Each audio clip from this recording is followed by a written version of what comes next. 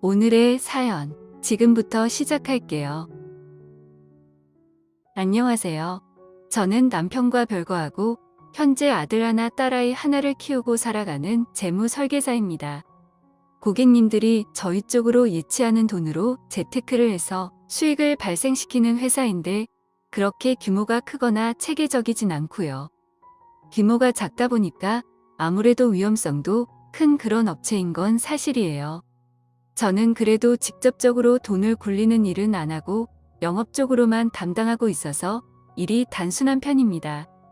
오랫동안 재무 설계사로 일해왔기 때문에 나름대로 단골도 많고 영업왕도 몇 번이나 차지하는 등 이쪽 업계에서는 그래도 괜찮은 설계사로 승승장구해왔으며 나름대로 자부심도 갖고 있습니다.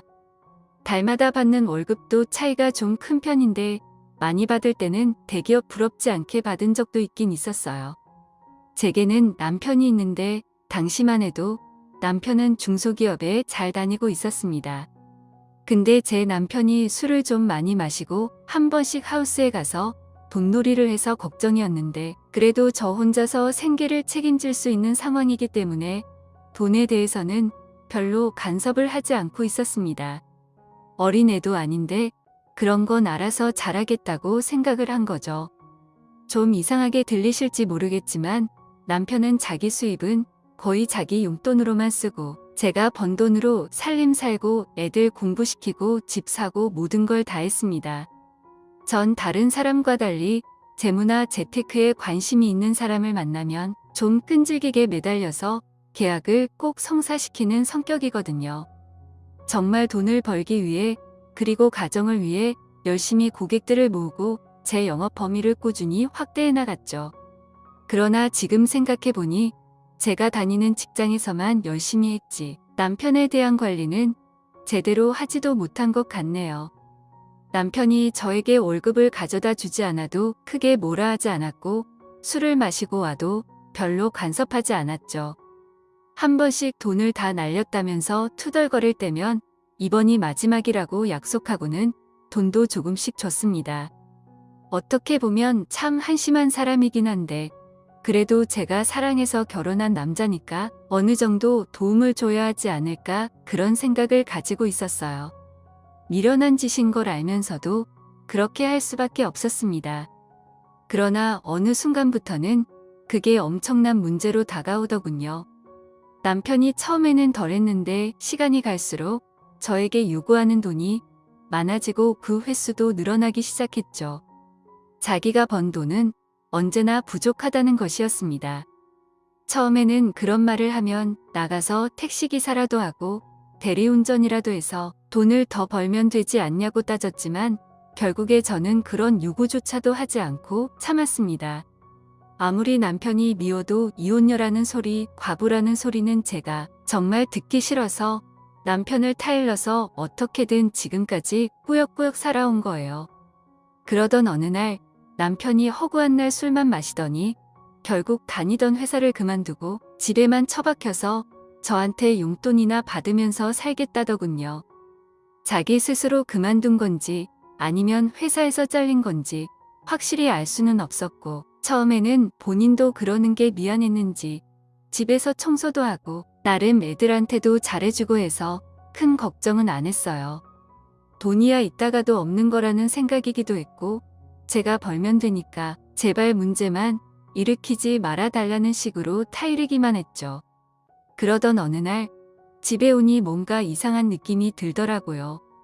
그래서 남편한테 다그치며 물어보니 그날 친구가 잠시 집에 다녀갔는데 어차피 우리 동네에 사는 친구라서 잠시 와서 얼굴 보고 커피만 한 잔 마시고 돌아갔다는 것이었습니다.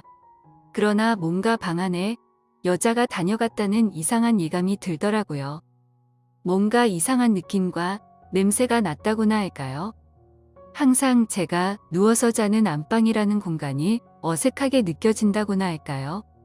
다른 사람의 기운이 느껴지기도 하고 이질감이 느껴지길래 이런 게 여자의 촉인가라는 생각이 들면서 불길해지기 시작했습니다. 저는 그렇게 촉이 좋은 여자라는 생각을 하지 않고 살았는데 이런 여자의 직감은 역시나 무시할 수 없는 거라는 생각이 들더군요. 그래서 할 수 없이 남편 말을 일단 믿는다고 하고서는 남편이 없는 날 집안에 CCTV를 설치했는데요. 가정용으로 나오는 CCTV도 워낙에 많고 크기도 작아서 설치한 사람 제외하고는 아무도 찾을 수 없을 정도로 표시가 나지 않았습니다. 비용도 생각보다 엄청 싸더라고요. 설치 후 처음에는 남편이 뭘 하는지 궁금하여 몇 번 봤는데 별다른 특이한 모습을 볼 수 없었고, 이렇게 남편을 감시하는 것도 시간 낭비에다가 괜히 저만 이상한 사람이 되는 것 같아서 그 후로는 거의 CCTV를 보지 않았습니다. 그리고 그때처럼 집에 누가 다녀갔다는 느낌이 들거나 찝찝한 기분도 딱히 없었기 때문에 그냥 안심하고 살았던 것 같네요. 그렇게 한 일주일 정도 시간이 지났을 때 옆집에 사는 할아버지를 만났는데요. 할아버지는 어제 새댁이 낮에 집에 왔다가 갈 때 내가 병원까지 좀 태워달라고 불렀는데 못 들었는지 바빠서 그랬는지 그냥 빨리 가버렸다고 하면서 새댁이 차를 바꾼 모양이더구나 이렇게 말씀하시는 것이었습니다. 저는 어제 낮에 일하느라 집에 있지도 않았고 차를 바꾸지도 않았는데 갑자기 저게 무슨 말인가 싶더라고요. 뭔가 느낌이 쎄한 게 기분이 상당히 안 좋아지기 시작했습니다. 저 할아버지가 거짓말할 것도 아니고 심지어는 그날 평소 전화도 하지 않던 남편이 저한테 전화를 해서는 어디냐고 하더라고요. 그러고는 마트에 가는데 뭐 살 거 없을까 싶어서 전화해봤다고 별로 특별한 얘기도 안 하고 전화를 끊었어요. 이 같은 정황을 볼 때 뭔가 이상한 직감이 느껴지지 않습니까? 남편은 제가 혹시나 집에 올까봐 전화를 해서 확인한 것 같고 저희 집에 분명히 다른 여자가 들어왔을 수도 있다는 생각이 들더라고요. 그래서 사무실에 가자마자 제 휴대폰으로 CCTV를 확인해 봤는데요.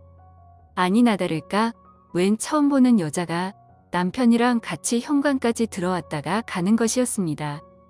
화질이 그렇게 좋지는 않아서 정확하게 그 여자가 어떤 사람인지 파악하는 건 힘들었지만 확실한 건 조금 젊어 보이는 여자였다는 거예요. 그래서 도저히 참을 수가 없어 아파트 관리사무소에 가서 그 시간에 CCTV를 확인해 달라고 했고, 처음에는 관리실 아저씨가 그렇게 해줄 수 없다고 말하다가 제가 화를 내면서 따지니까 그때서야 해주긴 해주더라고요.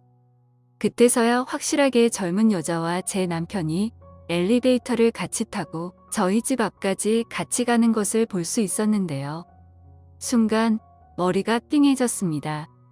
그래서 저는 그 길로 변호사 사무실에 가서 이혼에 관한 상담을 받았고 변호사에게 적극적으로 도와주겠다는 말을 들었어요.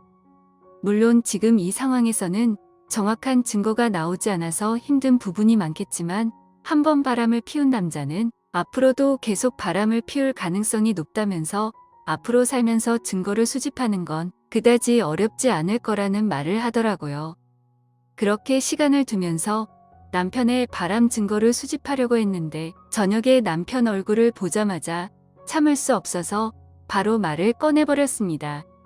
남편에게 도대체 뭐하는 인간이냐고, 당신이 돈을 안 벌어도 노름을 해도 술을 마셔도 다 이해했는데 이제 와서 다른 여자랑 바람을 피우냐고 말이죠. 지금 바로 이혼하자고 이혼 서류를 내밀었는데 남편은 순간적으로 엄청 당황해하더니 절대 그런 일 없다길래 저희 집에 들어오는 여자의 사진을 보여줬어요. 그러자 남편은 그냥 예전에 다녔던 회사에서 후배로 있었던 여자인데 우리 집에 뭐 전해주러 올 게 있어서 잠시만 들렀다고 하더군요. 절대 그 여자랑 바람을 피우는 것도 아니고 그 이상도 이하도 아니라는 것이었습니다. 그러나 거짓말이 통하지는 않았고 일주일도 안 돼서 또 한 번의 증거를 잡아냈어요. CCTV를 보다 보니까 하필이면 그때 여자가 저희 집으로 들어가는 모습을 봤고 그 길로 바로 저희 집으로 가서 현장을 덮친 거예요. 보니까 아주 난리 블루스를 추고 있더라고요. 여기저기 나뒹구는 옷가지들부터 시작해서 이불 안에서 들썩거리는 모습까지 아주 물만난 고기들처럼 노는 모습을 목격한 겁니다. 이제는 정말 빼도 박도 할 수 없는 확실한 상황이었기 때문에 이혼 소송을 진행 중이거든요.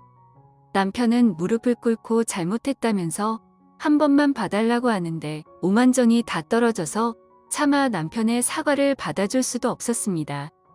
지금까지 제가 이런 한심한 남편을 데리고 살면서 한두 번 참았겠습니까? 제 이야기를 들어보셔서 아시겠지만 저도 참을 만큼 참았고 기회도 여러 번 줬잖아요. 더 이상은 그런 인간이랑 한 집에서 사는 것도 싫었고 결국 남편과는 별거 후 애들은 제가 데리고 살고 있습니다. 그렇게 소송이 계속 진행되고 있었고 시간이 조금 지난 어떤 날이었어요. 재무상담 전화가 와서 여러 가지 상품을 물어보길래 큰 건이다 싶어서 고객님의 집을 직접 방문하기로 결정했고 그렇게 고객님의 집으로 가게 되었습니다. 고객님은 지금까지 오래 일하면서 돈을 벌 만큼 벌었는데 막상 재테크에는 관심이 너무 없었다면서 쓸데없이 주식을 사거나 비트코인을 사는 것보다는 재무 설계사한테 맡겨서 확실하게 수익을 보장받고 싶다는 말을 하더라고요. 그래서 며칠 동안 이쪽 분야를 알아보던 중에 유독 제 이름이 많이 보였고 유능한 사람이라고 생각해서 저에게만 따로 연락을 줬다고 했습니다. 대면 상담을 하기 위해 그 남자의 집으로 찾아갔는데 집은 80평이 넘어 보이는 정말 넓은 아파트였고 집안에도 고급 장식장을 비롯해서 고급스러운 가전제품들까지 많이도 들어가 있더군요. 게다가 선반 같은 곳에는 비싸 보이는 양주들이 늘어져 있었는데 전 남편이 이런 거 보면 완전히 눈 돌아가겠다 싶더군요. 그렇게 상담을 진행하면서 알게 됐는데 그 남자는 저희 동네의 큰 빌딩을 몇 개 보유한 건물주에다가 마누라와 아들은 미국에 가 있고 혼자 한국에 살면서 가정부를 두고 있는 남자였습니다. 가정부는 생각보다 젊었고 예쁘기도 예뻤고요. 여러 상품을 소개하고 어떤 식으로 수익을 낼 수 있는지 설명했더니 고민해보겠다고 말하고는 나중에 연락을 주기로 했는데요. 저는 여러 가지 상품들 중에서 하나만 계약에 성공해도 떨어지는 돈이 제법 많은 편이라서 기대를 하고 있었습니다. 근데 며칠이 지나도 아무런 연락이 없어서 좀 실망하게 됐고 그렇게 거의 한 달이라는 시간이 지난 후에 그 남자에게서 전화가 왔습니다. 여기저기 알아봤는데 결국에는 제가 소개한 것들로 결정하기로 했다면서 근데 조금 더 물어볼 게 있는데 가능하면 한 번 더 방문할 수 있냐고 하길래 퇴근 시간이 되었지만 바로 그 집에 방문을 했습니다. 그렇게 다시 그 남자의 집으로 가서 궁금하다는 부분에 대해서 설명을 드렸죠. 근데 그 자리에서 바로 도장을 찍지 않고 더 생각하다가 다시 연락을 하겠다고 하더군요. 조금 실망하고 자리에서 일어나려고 했는데 그분이 저녁도 늦었는데 식사 대접하겠다면서 괜찮으면 같이 가자고 했습니다. 솔직히 그 남자의 말이 그다지 땡기지는 않았지만 그래도 꼭 이 남자에게 따내야 할 게 있다고 생각해서 제가 접대한다고 생각하고 식사를 하게 됐죠. 그래서 식사를 하면서 술도 한 잔 곁들이게 됐고 저는 공손하게 그 남자를 잘 모셨습니다. 술을 마시면서 이야기를 나눴는데 그분이 혼자 사니까 외롭다는 말을 했고 저도 사실 남편과 별거 중이고 이혼을 할 것이란 이야기도 하게 됐어요. 고객으로 만나긴 했지만 이렇게 한잔하면 속에 있던 이야기들도 좀 하게 되잖아요. 제 말을 가만히 듣고 있던 그 남자는 잠시 생각을 하더니 자기가 오늘 술에 취해서 기분이 좋으면 자기한테 소개해준 상품들 모두 가입을 하겠다고 했고 투자하는 금액은 10억을 불렀습니다. 엄청난 금액이었어요. 이쪽 업계에 있으신 분들은 알겠지만 이렇게 개인적으로 재무 설계를 진행하면서 10억을 맡기는 사람은 그다지 흔하게 볼 수 있는 사람이 아니거든요. 저에게 떨어지는 금액도 엄청났죠.